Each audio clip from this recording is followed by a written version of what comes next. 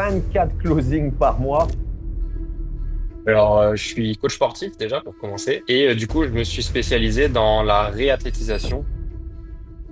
Je m'étais fait mal, beaucoup en faisant du CrossFit. C'est là où j'ai commencé à m'intéresser à la réathlétisation.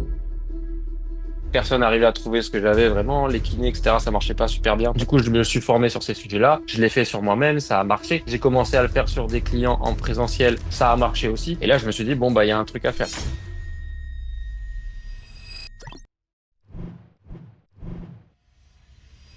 6 mois, 6000 followers. Bravo Quentin, félicitations. Je m'appelle Gatien Labraise et dans cette interview, on va voir comment en 6 mois, Quentin il a fait pour avoir 6000 nouveaux abonnés, sa cible, hein, pas 6000 touristes. Déjà nous dire un petit peu qu'est-ce que tu fais comme activité. Je suis coach sportif déjà pour commencer. Du coup, je me suis spécialisé dans la réathlétisation, c'est-à-dire le retour à la blessure. Je m'occupe de tous les sportifs qui ont mal quelque part et qui n'arrivent pas à reprendre leur sport ou alors à chaque fois qu'ils s'entraînent, ils ont mal quelque part. Du coup, moi, je m'occupe de leur faire un bilan et ensuite de leur préparer des programmes qui sont adaptés à leurs conditions et qui leur permettent de retourner au sport sans douleur, en fait, tout simplement. Ok, donc si quelqu'un écoute cette vidéo, je mets le lien, toutes les coordonnées précises de Quentin pour prendre un coaching avec lui. Aujourd'hui, le thème de cette vidéo, c'est vraiment donner des trucs et astuces pour un débutant qui voudrait se lancer. Il est coach. Est-ce que tu peux lui donner quelques tips que toi, tu aurais aimé avoir avant de te lancer sur les réseaux pour pas qu'il tombe dans ses erreurs? Ouais, bien sûr. Déjà, comme je te l'avais déjà dit, la première chose, c'est de choisir une niche, de se spécialiser dans quelque chose. Les gens, ils aiment bien aller vers quelqu'un qui est spécialiste de son domaine. C'est-à-dire que, bah voilà, si tu as mal au dos, et qu'il y a quelqu'un qui te dit, voilà, je m'occupe des gens qui ont mal au dos, tu vas plus aller vers cette personne que quelqu'un qui te dit, je suis capable de tout faire, parce que forcément, ça te parle plus. Voir un petit peu quel est ton avatar client et tes compétences pour déterminer ça. Est-ce que aujourd'hui, quand je propose mes services, ce sont plutôt des hommes qui sont intéressés, plutôt des femmes, quel âge ils ont, etc. Et en fait, ton service, tu vas aller le proposer directement à ces gens-là. Tu peux le faire, par exemple, sur les réseaux sociaux, directement dans ta bio, dire je m'occupe des hommes de plus de 45 ans qui ont mal au dos. Tu vas intéresser des gens parce qu'il y a des gens qui vont se reconnaître dans ton message. Si tu dis juste je prépare des programmes, il y a personne qui va te contacter finalement. Ok, donc vraiment te spécialiser, devenir l'expert dans ton domaine. Quel indice tu peux leur donner? Sur quoi ils peuvent se baser? Sur les différentes ventes qu'ils ont fait ou les gens avec qui ils aimeraient parler? Bah déjà, ce qu'on aime faire et ce qu'on sait faire, tout simplement, hein, je pense que c'est le truc le plus simple. C'est-à-dire que, enfin, si je prends mon exemple particulier, je m'étais fait mal, beaucoup en faisant du CrossFit. C'est là où j'ai commencé à m'intéresser à la réathlétisation. Personne n'arrivait à trouver ce que j'avais vraiment. Les kinés, etc., ça marchait pas super bien parce que ça manquait de régularité, de fréquence et de planification. Du coup, je me suis formé sur ces sujets-là. Je l'ai fait sur moi-même, ça a marché. J'ai commencé à le faire sur des clients en présentiel, ça a marché aussi. Et là, je me suis dit, bon, bah, il y a un truc à faire. Et en général, on a tous quelque chose qu'on aime bien faire. Et on est toujours meilleur dans quelque chose, en fait. Tu vois, moi, par exemple, je sais que la perte de poids, c'est très psychologique, c'est beaucoup d'accompagnement sur le mindset, etc. Je me serais pas lancé là-dedans, par exemple. Donc, du coup, au lieu de dire, bah voilà, je fais de la prise de muscle et de la perte de poids et de la remise en forme et de la réathlétisation, etc. Bah, tu dis, ok, je me focalise que sur la perte de poids, que sur ce qui marche pour toi, en fait, tout simplement. Et après, bah, il faut continuer à se former dans ta spécialité pour être de plus en plus à l'aise avec les gens et de pas avoir ce syndrome de l'imposteur. En fait, plus tu te formes et plus tu te rassures tout simplement sur ce que tu sais faire. Ok, alors moi, ce que j'aime, c'est déjà choisir, entre guillemets, l'activité, parce que c'est vrai qu'il y a plein de gens, ils font un peu de perte de poids, un peu, c'est pas terrible. Donc vraiment, devenir un expert dans son domaine et cibler. Vraiment, c'est homme, femme et une tranche d'âge aussi, c'est assez important aussi. Il n'y a pas que l'activité, il y a vraiment à la personne exactement qu'on cible, c'est bien ça? Ouais, et ça va dépendre des gens qui vont être potentiellement plus touchés par ce que tu véhicules. Est-ce que c'est plutôt des jeunes, est-ce que c'était des vieux, enfin des vieux, des personnes plus âgées ou même des seniors, hein, ça peut. Mais en fait, qui est intéressé par ton message et aussi quelle offre tu la vends et à combien elle est et quel type de personne va pouvoir potentiellement se payer ce genre de service.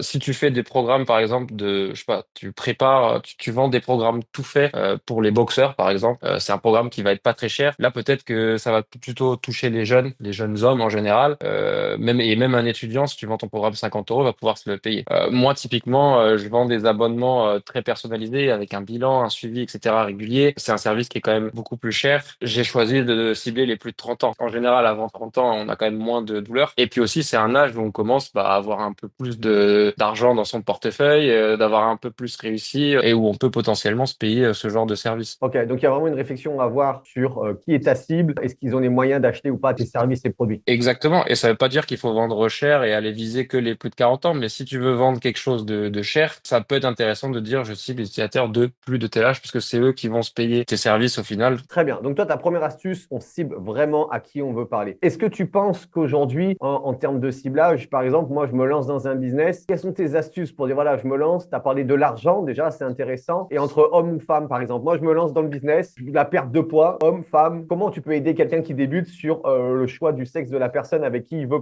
travailler? Alors, je pense que déjà, avec qui tu as déjà travaillé, est-ce que tu as des gens qui sont prêts à te faire des témoignages? Parce que la preuve sociale, en fait, c'est ce qui marche le mieux. C'est-à-dire, si tu as des gens qui ont déjà fait tes services, qui en étaient satisfaits, avec qui ça a marché et qui peuvent te faire un témoignage, bah forcément, si tu as eu que des filles, par exemple, que des femmes, bah tu peux te lancer en te disant, bah voilà, tu as 10 femmes qui ont témoigné. Tu peux te lancer sur les femmes, si c'est plutôt les hommes, les hommes. Après, si t'en as pas, que tu débutes, en général, les femmes, elles se sentent plus à l'aise avec d'autres femmes et les hommes avec d'autres hommes parce qu'on a l'impression qu'on se comprend mieux, même si c'est pas forcément vrai. Mais après, il y a des exceptions et ça peut très bien marcher dans l'autre sens. Si en fait il y a du résultat et qu'il y a des gens qui sont prêts à témoigner et à faire confiance, c'est le plus important. Donc avoir de la preuve sociale et s'il n'y a pas de preuve sociale, bah, se lancer sur ceux avec quoi on est le plus à l'aise et en général on est quand même plus à l'aise de parler entre hommes ou entre femmes. Ok, très bien. Est-ce que tu aurais un autre conseil, un dernier conseil, ou peut-être même une erreur que tu as fait que tu voudrais nous partager? Oh, il y en a plein. Au niveau d'Instagram, c'est de s'organiser, de faire ce qu'on appelle un planning éditorial. C'est très simple. Le lundi, mardi, mercredi, jeudi, je sais déjà à l'avance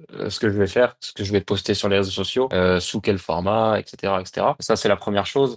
Si on s'organise pas, on va vite avoir tendance à louper des jours ou avoir des jours où c'est bâclé, où c'est fait à la dernière minute, etc. Et en fait, du coup, bah, l'algorithme, lui, il récompense que les gens qui sont sérieux et réguliers. C'est comme à l'école Instagram. Donc, ça, c'est la première chose. La deuxième chose, bah, c'est que c'est la même chose, le même principe qu'avec Novalia, en fait, c'est des statistiques. Si tu postes 5 posts par semaine, à la fin du mois, tu as beaucoup plus de chances qu'il y ait ne serait-ce qu'un seul post qui ait pris beaucoup de vues, parce qu'en fait, l'algorithme, on sait jamais qu'est-ce qui va marcher, pourquoi ça va marcher, qu'est-ce qui va pas marcher. Et par contre, on sait que plus on en fait, plus il y a de chances que ça marche, c'est des statistiques. Si tu postes régulièrement, tu as des chances d'avoir une vidéo qui fait 300 vues, 300 000 vues, 400 000 vues, etc. Alors que si tu postes une vidéo par semaine, bah forcément, tu as moins de chances. Et en plus, tu es moins visible. Donc les gens s'attachent moins à toi, les gens te voient moins souvent ta tête, etc. Ils se rappellent pas de toi, ils vont pas aller forcément vers toi s'ils ont besoin de quelqu'un. Faut savoir qu'un seul post, des fois, ça peut te rapporter 2000 followers. Moi, c'est ce qui m'est arrivé. En fait, j'ai pris 5-6 000 followers, mais je pense que sur les 5-6 000, il y a 3 posts qui m'ont rapporté quasiment tous les followers. Et pourtant, je poste tous les jours. Mais voilà, c'est la première chose, c'est être régulier. Et du coup, bah, pour être régulier, il faut s'organiser. Donc, moi, je sais que tous les samedis, je prends 1 heure et demie pour monter, pour faire toutes les vidéos. Je les ai réfléchis à l'avance ce que je vais faire. Je filme les 5 vidéos de la semaine. Et ensuite, je passe 1 heure et demie pour me faire le montage. Ok, alors imaginons que quelqu'un débute 5 fois par semaine, ça fait peut-être beaucoup pour certains, 3 posts. Ouais, 3 posts. Dis-nous un petit peu les thèmes de 3 posts par semaine qu'ils doivent faire, que vraiment que les gens qui regardent cette vidéo puissent se dire, ok, avec ces 3 posts par semaine, j'arrive à tourner. Bon, il y a plein de stratégies qui sont possibles. Il y a plusieurs types de postes, mais on va dire qu'il y a les postes qui vont viser à faire de l'acquisition, c'est-à-dire à faire de la vue, etc.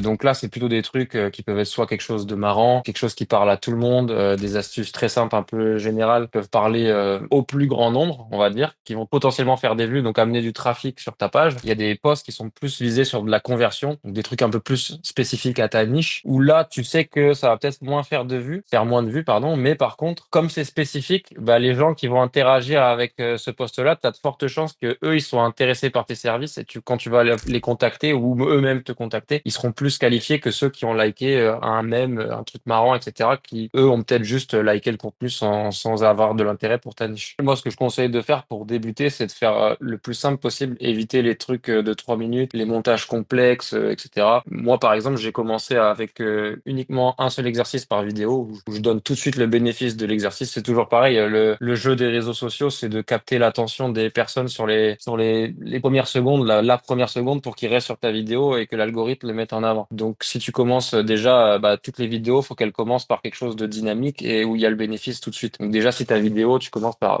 salut, je m'appelle, bah, ça y est, c'est fini, t'as perdu la personne. Faut que tout de suite, tu sois en train de faire un mouvement, en train de faire quelque chose, en train de montrer quelque chose et que dans les 3 secondes, tout de suite, la personne se dise disent, ah oui, si je fais ça, je vais avoir ça, ça, ça, ça, ça. Ça, c'est la première chose, pas de perdre de temps, éviter faire toujours quelque chose de dynamique, en fait. Et après, petit à petit, plus t'en fais, plus t'as de gens qui te regardent et plus tu peux te permettre de rajouter des trucs à ta sauce, d'être vraiment toi, de parler pendant 3 minutes, etc. Parce que t'as déjà des gens qui vont regarder. Mais au début, moi, c'est l'erreur que j'ai fait quand j'ai commencé. Je faisais beaucoup d'explications sur la préparation physique, etc. Je faisais des podcasts, machin. Ils sont super, hein, c'est vraiment une mine d'informations, mais personne regardait parce que j'avais pas de visibilité. Et quand on arrive dessus tout de suite, ça donne pas envie de regarder parce qu'on sait pas qui je suis et on n'a pas forcément envie d'écouter un mec parler pendant 5 minutes si on sait pas qui il est, quoi. Et d'ailleurs, au final, je suis jamais repassé sur ce format. Je continue avec mes formats très courts et ça marche très bien. Moi, je pense que le meilleur truc à faire, c'est de faire quelque chose de simple et d'utile, en fait, pour les gens. C'est toujours pareil, se demander, est-ce que la personne qui regarde le truc, elle va avoir envie de l'enregistrer, elle va avoir envie de le partager à ses amis? Est-ce que c'est une astuce qui va lui servir dans la vie, peu importe la niche, quoi. Top, merci pour tes enseignements.